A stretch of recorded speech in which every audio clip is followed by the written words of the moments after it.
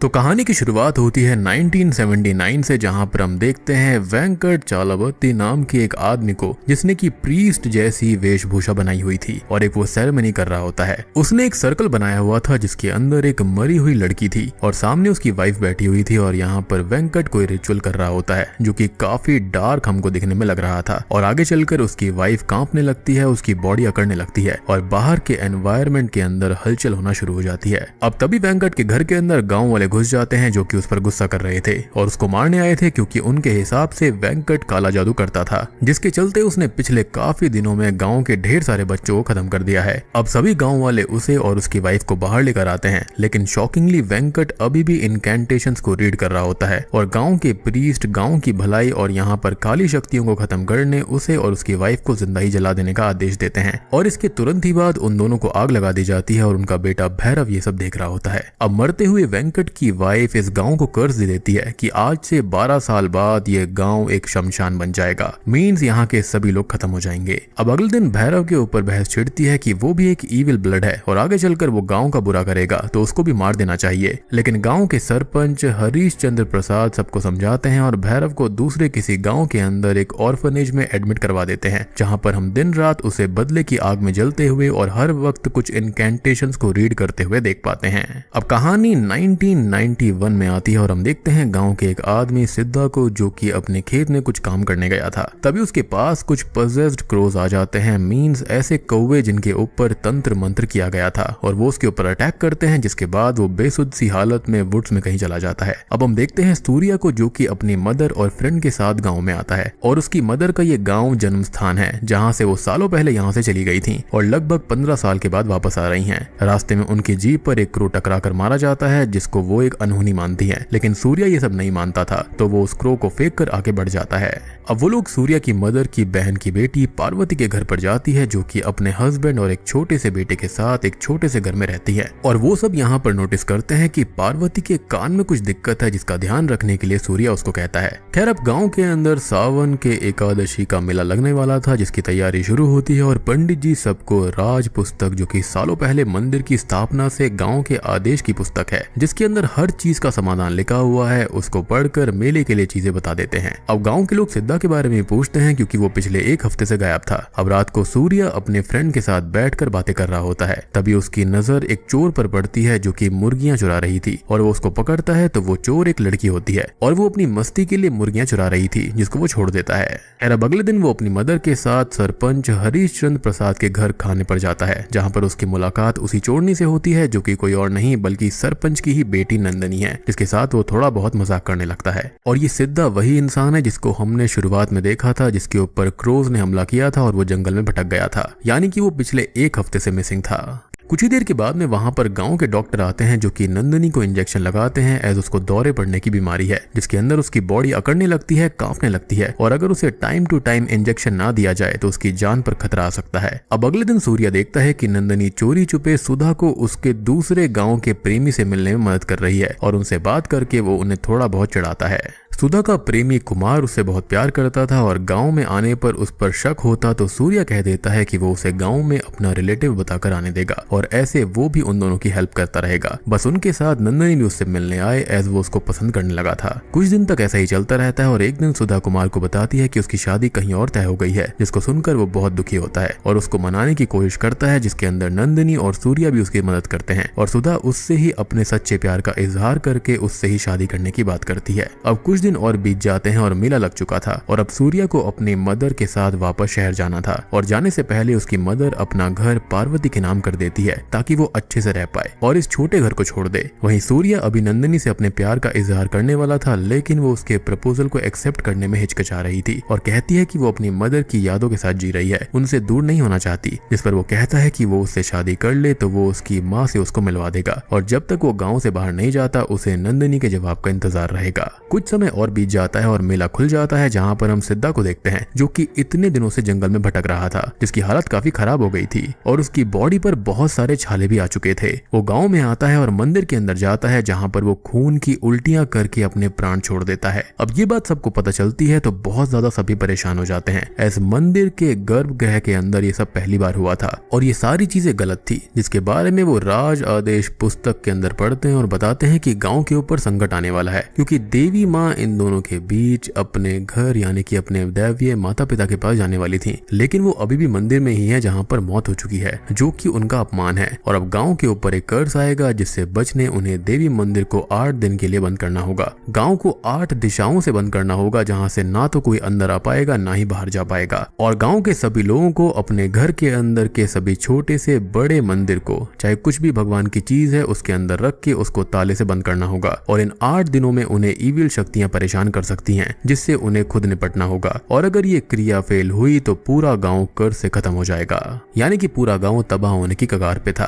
अब इस गांव के लोग बाहर नहीं जा सकते थे, लेकिन एक आदमी अबाई राजू, जिसकी बेटी की शादी तय थी, वो जाने लगता है, जिसको सभी लोग रोकते हैं और कड़वे मन से उसे रुकना भी पड़ता है। सूर्या, उसकी मदर और फ्रेंड इस गाँव से जा सकते थे। सूर्या यहाँ का नहीं था और उसकी मदर सालों पहले गांव छोड़ चुकी थी, तो वो लोग गांव से चले जाते हैं। और सूर्या अंतिम वक्त तक नंदिनी के जवाब के बारे में ही सोचता रहता है, लेकिन वो नहीं आती क्योंकि उसे टेंशन की वजह से दौरा पड़ने लगता है और उसके सारे इंजेक्शन भी टूट जाते हैं। अब डॉक्टर उस इंजेक्शन को दूसरे शहर से मंगवाता है, लेकिन उनके असिस्टेंट का रास्ते में ही एक्सीडेंट हो जाता है, जिसको सूर्या और उसकी फैमिली मिल जाती है, जिनसे वो रिक्वेस्ट करता है कि नंदिनी को बचाने के लिए वो इंजेक्शन वो गाँव के अंदर ले जाए। और सूर्या बिना देर गवाए अपने प्यार को बचाने के लिए गांव के अंदर पहुंच जाता है, जहां पर बॉर्डर मंत्रों से और रिचुअल से सील की जा रही थी। और उसके अंदर आते ही गांव अब 8 दिन और रात के लिए सील हो चुका था। मीन्स खुद सूर्या भी अब बाहर नहीं जा सकता। अब गांव सील हो गया था, लेकिन उसी रात सुधा, जिसका प्लान अपने प्रेमी कुमार के साथ भागने का था, वो चोरी छुपे गांव से बाहर चली जाती है और रेलवे स्टेशन पर कुमार से मिलती है। वो थोड़ी डरी हुई थी और कुमार उसको समझाने की कोशिश करने लगता है, लेकिन वो ट्रैक पर खड़ा हो गया था, जिससे उसे एक ट्रेन उड़ाकर चली जाती है। जी हाँ, और ये देखकर सुधा वहीं बेहोश हो जाती है। अब ये देखकर सुधा थोड़ी सी बेहोश होने लगती है, लेकिन खुद को संभाल कर वो गाँव वापस आती है और उसके गाँव के अंदर एंटर करते ही ये सील टूट जाती है और वो खुद किसी ट्रांस जैसी स्टेट में थी। और तभी वो एक मधुमक्खी के छत्ते के अंदर अपना मुंह डालकर खुद को खत्म कर लेती है, यानी कि जो श्राप था वो शुरू हो चुका था।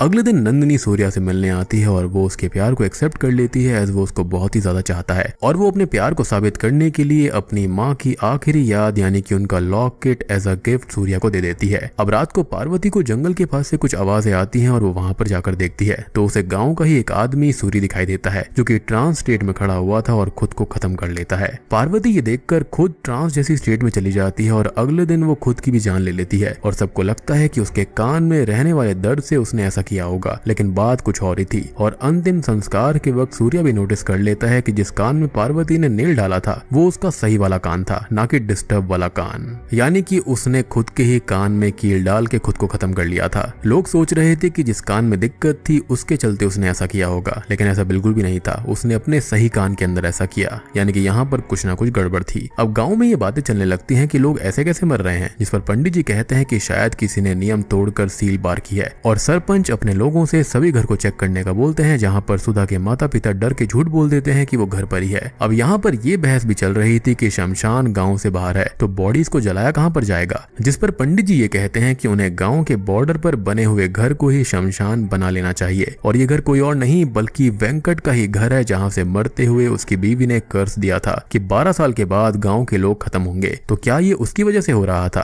तो नहीं, बात इससे कई ज्यादा बड़ी और भयानक है, जिसके असली पत्ते थोड़ी देर में खुलेंगे। गांव के बाहर अब एक अघोरी के पास में एक कौवा मरकर गिरता है, जिसको छूकर उसे गांव के कर्ज के बारे में पता चलता है। और वो गांव वालों के पास आकर कहता है कि उनके गांव के अंदर तंत्र मंत्र हुए हैं और अगर उन्होंने इस चीज को नजरअंदाज किया तो सब मारे जाएंगे और चीजें ठीक करने में वो उनकी मदद कर सकता है। और वो अपनी शक्ति से ये भी जान गया था कि यहाँ पर 4 लोग मारे गए हैं, लेकिन गाँव वाले उसकी बात नहीं मानते और कहते हैं कि 2 ही लोग मरे हैं। वो मदद करने अंदर आने लगता है, लेकिन पंडित जी उसे अंदर नहीं आने देते और अब वो सब कुछ महादेव के भरोसे छोड़कर वहां से चला जाता है। अब सूर्या डॉक्टर से बात करता है और कहता है कि पार्वती के दूसरे कान में दिक्कत थी और उसने पहले कान के अंदर नेल क्यों डाली होगी और उसके पीछे कोई बड़ी चीज है, और अघोरी की बात बिल्कुल सही थी। खैर अब वो दोनों सूर्य के घर जाते हैं उसकी मौत के बारे में इन्वेस्टिगेट करने के लिए, और वो भी अपने काम के लिए बिल्कुल सही सलामत निकला था। और आगे चलकर उन्हें वुड्स के अंदर उसकी साइकिल मिलती है, जिससे थोड़ी ही आगे उन्हें सुधा की बॉडी मिल जाती है। अब सूर्या इसके बारे में सोचने लगता है और उसको सुधा के बैग से ट्रेन टिकट मिले थे। जहाँ पर वो कॉल करता है तो उसको पता चलता है कि यहाँ पर एक कपल तो आया था, जिसके अंदर लड़का तो ट्रेन के ट्रैक के ऊपर आकर मारा गया, और वो अपनी फ्रेंड को भेजकर कंफर्म करता है कि वो मरने वाला लड़का कुमारी था, यानी कि एक हंसता खेलता कपल खत्म हो गया। अब वो बहुत परेशान था और सीधा पंडित जी के पास में जाता है, जो कि खुद बहुत दिक्कत में थे क्योंकि उनकी गायों ने दूध देना बंद कर दिया था और उसकी जगह वो खून देने लगी थी। वो उनको बताता है कि गांव के बारे में जो बात उस अघोरी ने कही थी वो बिल्कुल सच है और यहाँ पर कर्ज चल रहा है क्योंकि सुधा के सामने कुमार खत्म हुआ। फिर सुधा ने खुद का मुंह मधुमक्खी के छत्ते के अंदर डालकर खुद को खत्म किया और उसको सूर्य ने देख लिया था, लेकिन वो तब तक खत्म हो चुकी थी। और फिर सूर्य ने खुद को खत्म कर लिया, जिसको मरते वक्त पार्वती ने देखा था। और अब खतरा उस पर है जिसने पार्वती को आखिरी टाइम देखा होगा, और उसको किसी और ने नहीं बल्कि नंदिनी ने ही देखा था। और सूर्य उसको बचाने भागने लगता है। वो उसके घर जाता है, जिसको एक आदमी बताता है कि नंदिनी उस घर की ओर जा रही है और वहां पर जाकर वो वेल में जंप कर देती है, लेकिन सूर्य मौका रहते उसको बाहर निकालकर बचा लेता है।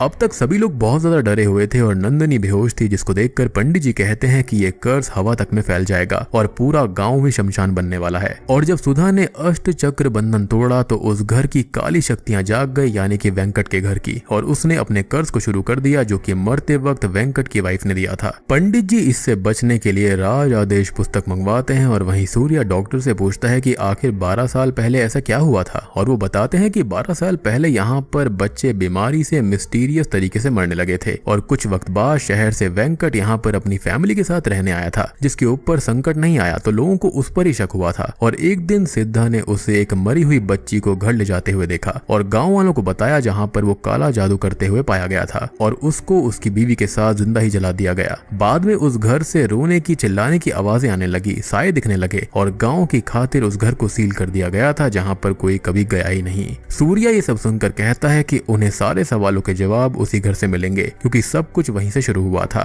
अब वो दोनों उस घर के अंदर जाते हैं और वहां पर उन्हें एक बुक प्रिंट मिलता है। मीन्स पहले यहाँ पर कोई बुक थी जो कि अब गायब है। उन्हें एक छिपी हुई किताब भी मिलती है जिसके अंदर अथर्व वेद से कुछ क्रिया थी, जिसके अंदर मरे हुए को जिंदा करने के बारे में बताया गया था क्योंकि डेथ के 6 घंटों तक ऑर्गन्स के अंदर जान होती है। और यहाँ उसे नजर तंत्र के बारे में पता चलता है जिसके अंदर लोग मरते हुए को देखने के बाद खुद की जान देने लगते हैं। इधर गाँव के पंडित जी राज पुस्तक में देखकर बताते हैं कि सूर्य ग्रहण के वक्त बुरी शक्तियां कमजोर होती हैं और उनको कर्स्ड पर्सन यानी कि नंदिनी को एक लकड़ी के संदूक में डालना होगा। उसके पास सभी लोग ब्लड ऑफर करेंगे और फिर उसे जला दिया जाएगा और यही एक तरीका है उनको बचाने का, नहीं तो ये कर्ज पूरे गांव को ही खत्म कर देगा। अब वो एक संदूक मंगा लेते हैं और हरीशचंद उनको रोकता है और मिन्नतें करता है, लेकिन कोई उनकी बातें नहीं मानता क्योंकि गांव के लोगों की जान का सवाल था और 12 साल पहले भी तो उन्होंने यही किया था।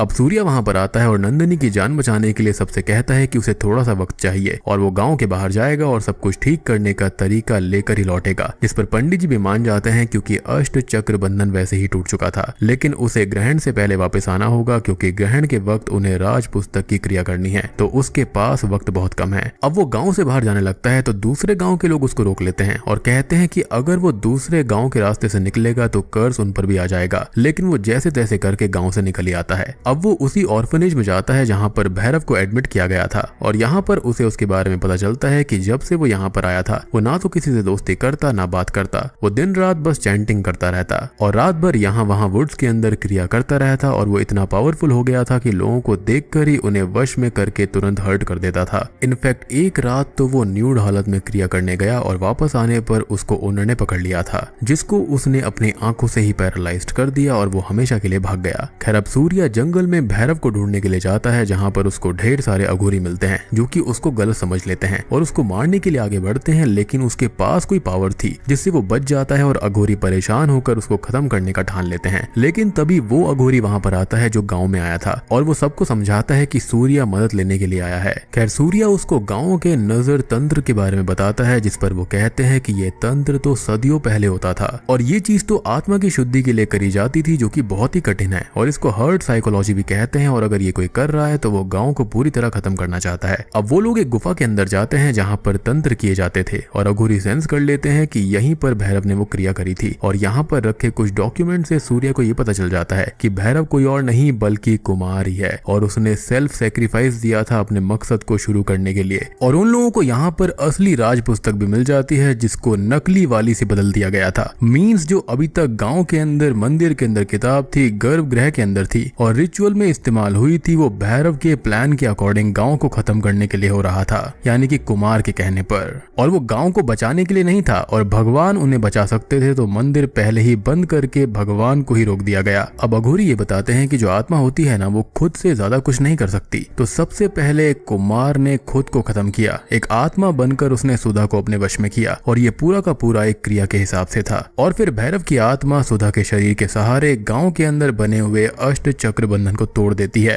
लेकिन ये अकेली आत्मा नहीं थी, उसका साथ कोई और देकर उसको कमांड कर रहा है और देर होने से पहले उन्हें उस पर्सन को खुद को खत्म करने से पहले खत्म करना होगा और ऐसे ही ये कर्ज टूट पाएगा। इधर ग्रहण शुरू होने लगता है और सभी लोग नंदिनी को लेकर संदूक में डालकर उस घर के पास लेकर आते हैं। ब्लड ऑफरिंग को शुरू करते हैं ताकि कर्ज को खत्म कर पाए। लेकिन राज पुस्तक में जो लिखा था वो असल में भैरव और उसके साथी का प्लान था। मीन्स गांव वाले अभी जो कर रहे हैं वो गलत है और पूरा गांव मारा जाएगा, जिसके अंदर पहली बलि मासूम नंदिनी की होगी जो कि सूर्य का प्यार है। अब सूर्य अघोरी के साथ वापस गांव आने लगता है और अघोरी कहते हैं कि सूर्य के पास भी कोई शक्ति है क्योंकि उसे कुछ नहीं हुआ और अघोरी उसके तेज से पीछे हो जाता है और तभी उनका एक्सीडेंट होता है। अब दोनों खुद को संभाल कर आगे बढ़ते हैं और उन्हें दूसरे गांव के लोग घेर लेते हैं और सूर्य अघोरी जी को गांव भेज देते हैं मंदिर खोलने के लिए। सूर्य गांव वालों से लड़ता है और उनको समझाने की कोशिश करता है कि ये सब वो उसको बचाने के लिए ही कर रहा है। अब अघोरी मंदिर खोल देते हैं और सूर्य भी उस घर तक आ जाता है, यानी कि वेंकट के घर में। वो देखता है कि सभी लोग तंत्र के वश में आ गए हैं और अघोरी उससे कहते हैं कि जिस चक्र में नंदिनी है वो अग्नि चक्र है और वो खुद भैरव की आत्मा को भटकाने का काम करते हैं। तब तक वो जाकर पता लगाए कि गांव के अंदर वो कौन है जिसने भैरव का साथ दिया था।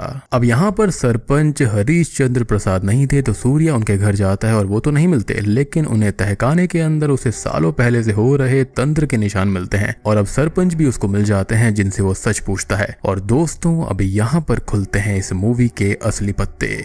तो उस दिन वेंकट की फैमिली के अंदर दो लोग, वो खुद और उसकी वाइफ मारे गए थे। बेटा ऑर्फनेज पहुंच गया था, लेकिन फैमिली सिर्फ 3 लोगों की नहीं थी बल्कि परिवार के अंदर 4 लोग थे और चौथी थी उनकी बेटी जो कि कोई और नहीं बल्कि नंदिनी है। जी हाँ, उस घर के अंदर से रोने चिल्लाने की आवाज उसी की आया करती थी और शैडो में वही दिखा करती थी। और शुद्धि के बाद हरीश चंद्र वहाँ पर गए थे तो उन्हें वो बच्ची मिली जिसको अगर वो गाँव वालों को सौंप देते तो वो उसको मार डालते, इसलिए उन्होंने उसको पाला और अपनी बेटी की तरह पेश किया। और भैरव का साथ वही दे रही थी जो कि खुद भी तंत्र करती थी। जी हाँ, मतलब ट्विस्ट देख रहे हो कितने बढ़िया हैं। और इधर नंदिनी और उसके अंदर का भैरव अघोरी से लड़कर उसे घायल कर देते हैं और अब वो अपनी तंत्र क्रिया करके उस पेड़ पर आग लगाते हैं जहाँ पर उनके पेरेंट्स मारे गए थे, यानी कि दोनों बच्चे अपने पेरेंट्स की मौत का बदला ले रहे थे, जिसके लिए कुमार ने तो खुद को खत्म कर लिया और सभी गाँव वालों को उस आग में जाने का कमांड वो दे देते हैं क्योंकि पूरे गाँव वाले तंत्र के वश में थे। अब तक सूर्य भी वहाँ पर आ जाता है और कहता है कि ये गलत है, जिस पर नंदिनी बोलती है कि गांव वालों ने उसके पेरेंट्स के साथ भी गलती किया था, पूछा भी नहीं कि आखिर वो करना क्या चाहते थे और उनको मार दिया। अब वो असली सच बताते हैं। वो बोलते हैं कि उनकी मदर शुरुआत से ही पैरालाइज स्टेट में रहा करती थी और उसको ठीक करने के लिए उसके पिताजी वेंकट ने हर एक चीज आजमा ली थी, लेकिन साइंस उनको ठीक नहीं कर पाया। उन्होंने अथर्व वेद से सिद्धियों को पाया और उसकी पावर से एक लॉकेट में डालकर अपनी वाइफ को पहना दिया और यही लॉकेट अभी सूर्य के पास में है, तभी उसको कुछ नहीं हो रहा था और उसके पास इविल नहीं आ पा रहा था। Now coming back to the story, Venkat असल में बुरा इंसान नहीं था बल्कि वो बच्चों को मरता देख दुखी था और उसने फैसला किया कि वो दोबारा जिंदा करने वाली क्रिया से बच्चों को जिंदा करेगा, लेकिन गांव वालों ने उसे पहले ही अटेम्प्ट में पकड़ लिया और गलत समझ लिया और फिर जान से मार दिया। सूर्य नंदिनी को समझाने की कोशिश करता है लेकिन वो नहीं मानती और उस पर अटैक करती है, लेकिन उसका लॉकेट उसको बचा लेता है और वो बार बार उसको समझाने की कोशिश करता है कि वो सब कुछ भूल कर गाँव वालों को माफ कर दे क्योंकि उन्होंने भी नादानी में ही गलती करी थी। लेकिन वो और भैरव उस पर बार बार अटैक करते हैं और गाँव वाले भी आग में गिरने लगते हैं। अब नंदिनी पिघलने लगती है और वो चक्र से बाहर आ जाती है और सूर्य से कहती है कि उसके प्यार से वो धीरे धीरे सबको माफ कर देगी, लेकिन सूर्य टूटे दिल और भरे मन से उसको स्टैब करके खत्म कर देता है क्योंकि जब तक नंदिनी और भैरव की आत्मा जिंदा है वो यहाँ पर गाँव का कर्ज खत्म नहीं हो सकता। और उसके मरते ही भैरव की आत्मा भी चली जाती है और गाँव वाले होश में आ जाते हैं और सब कुछ ठीक हो जाता है। अब मूवी के एंडिंग सीन में नंदिनी का अंतिम संस्कार हो रहा था और मेरे हिसाब से ये प्यार का बलिदान बहुत ही गलत हुआ, जहाँ पर सूर्य सबसे कहता कहता है कि उनके द्वारा की गई गलती शिक्षा की कमी से हो रही है, तो जिस घर को उन्होंने हॉन्टेड बनाया था वहाँ पर उन्हें एक स्कूल बनाना चाहिए। और हम सूर्या की आंखें देखते हैं जो कि ब्लू ग्लो कर रही थी, जिसका मतलब ये है कि जो लॉकेट उसके पास में था उसकी सिद्धियां उसके अंदर हैं और हो सकता है कि ये अच्छी शक्ति होगी जिससे कि वो गांव वालों को प्रोटेक्ट कर पाएगा, वो भी नंदिनी के लिए। या फिर यहाँ पर ऐसा हो सकता है कि उसके अंदर कोई बुरी आत्मा या फिर भैरव और नंदिनी का मिक्सचर आ चुका है, जिसकी वजह से अब वो गांव वालों को भी खत्म कर सकता है, और वो भी शायद से वो नंदिनी के लिए ही करेगा। और बूम, इसी के साथ में विरूपाक्षा मूवी यहीं पर खत्म हो जाती है। तो दोस्तों ये थी इस फिल्म की कहानी। उम्मीद करता हूँ कि आपको पसंद आई होगी। इसकी एंडिंग भी यहाँ पर सही नहीं है, I mean बिल्कुल भी हैप्पी एंडिंग नहीं है। आप देखो तो यहाँ पर पूरा का पूरा लॉस हुआ है, गांव वाले भी मारे गए हैं, और कहीं ना कहीं सरपंच भी जानते थे कि उसके पेरेंट्स के साथ में गलत हुआ था, यानी कि नंदिनी के पेरेंट्स के साथ में। मूवी काफी इंटरेस्टिंग है, काफी बढ़िया है। इनफैक्ट हॉलीवुड की काफी सारी मूवीज से काफी अच्छी है। कॉन्सेप्ट भी काफी बढ़िया है, डिफरेंट है। यहाँ पर ढेर सारी सिद्धियों को बताया गया है और ऐसी सिद्धियां रियल में भी होती हैं, बट डिपेंड करता है कि आप उनको इस्तेमाल कैसे करते हो, काले जादू के रूप में या फिर अच्छी चीजों के लिए। उम्मीद करता हूँ कि आपको वीडियो पसंद आई होगी। पसंद आई है तो वीडियो को लाइक कर देना, चैनल के ऊपर नए हैं तो सब्सक्राइब कर लीजिए। तो मैं आप सबको मिलता हूँ अगली वीडियो के साथ में, तब तक के लिए